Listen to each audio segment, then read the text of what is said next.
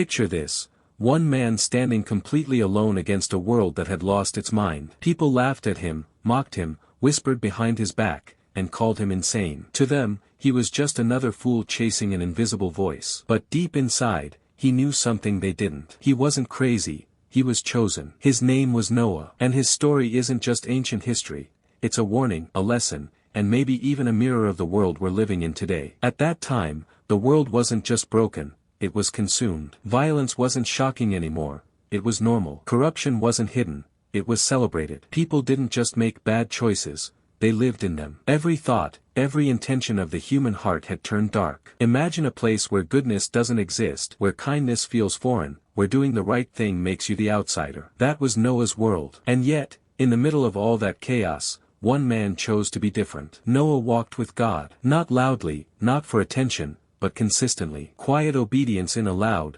corrupted world. And then came the moment that would change everything. Out of nowhere, God gave Noah an instruction that sounded completely impossible: build an ark. No explanation, no visible storm, no sign that anything was about to happen. Just a command that defied logic. A massive structure, hundreds of feet long, built on dry land, far from any ocean. Think about that for a second. If you saw someone today building a giant ship in the middle of nowhere, claiming a flood was coming, what would you think? Exactly. That's what Noah faced every single day. But here's where the story shifts from ordinary to extraordinary. Noah didn't argue. He didn't wait for proof. He didn't ask for signs. He picked up his tools, and he started building. Day after day, week after week, year after year. Some believe it took decades, maybe even over 100 years. Imagine the patience. Imagine the discipline. Imagine waking up every single morning to the same task, knowing the entire world thinks you've lost your mind. Neighbors passing by, laughing. Friends shaking their heads. People spreading rumors. He's gone crazy. He's wasting his life. There's no flood coming. And maybe,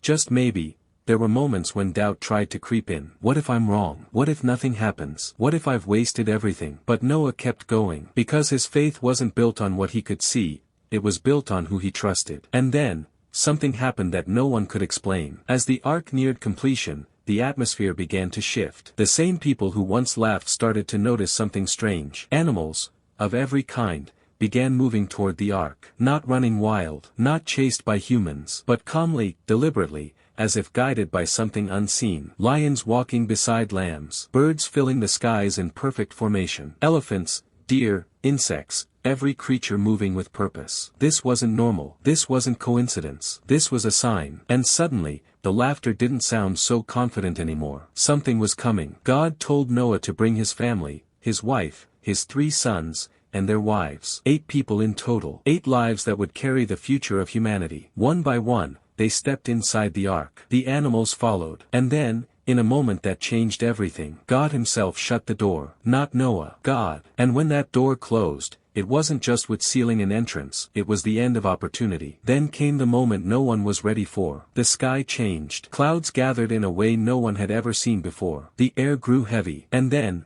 it started. Rain. Not gentle drops. Not a passing shower. But relentless, unstoppable rain. For 40 days and 40 nights, the heavens poured down water like the sky itself had broken open. And beneath the earth, something even more terrifying happened.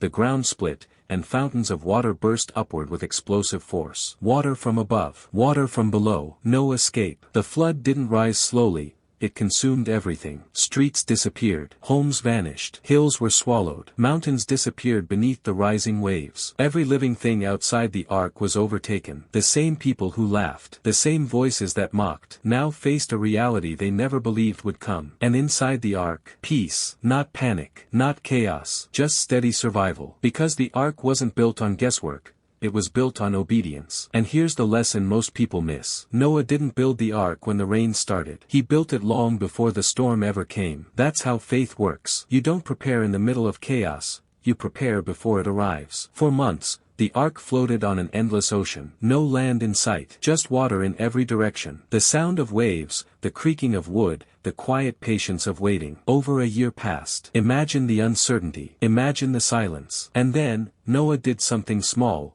but powerful. He sent out a bird. First, a raven. It didn't bring anything back. Then a dove. It returned, empty. Days later, he sent the dove again. And this time, it came back with something extraordinary. A single olive leaf. Small, simple, but full of meaning. Because that leaf meant life was returning, hope was rising. The storm was ending. Eventually, the ark came to rest on the mountains. The waters receded. The ground dried. And when Noah finally stepped outside, he wasn't just walking onto land. He was stepping into a brand new world. A fresh start. A second chance. And the first thing Noah did, he worshipped. Not celebrated survival. Not admired the ark. But gave thanks. And in response, God placed a rainbow in the sky, a covenant, a promise, a sign that destruction would not have the final word. And here's where it gets personal. Because this story isn't just about Noah. It's about you. Look around today. Doesn't the world feel familiar? Chaos. Confusion. Right being called wrong. Wrong being celebrated as right. Standing for truth often means standing alone. Maybe you feel like Noah. Building something no one understands. Holding on to faith while others laugh. Trying to do the right thing in a world that rewards the opposite. Or maybe, you're in the middle of your own storm. A flood of problems. Stress, pressure, uncertainty. Moments where it feels like everything is falling apart. But here's what Noah's story reminds us. The storm doesn't decide your survival. Your preparation does. Your faith does. Your obedience does. Noah looked crazy until the rain started. And the same might be true for you. So if you're building something right now,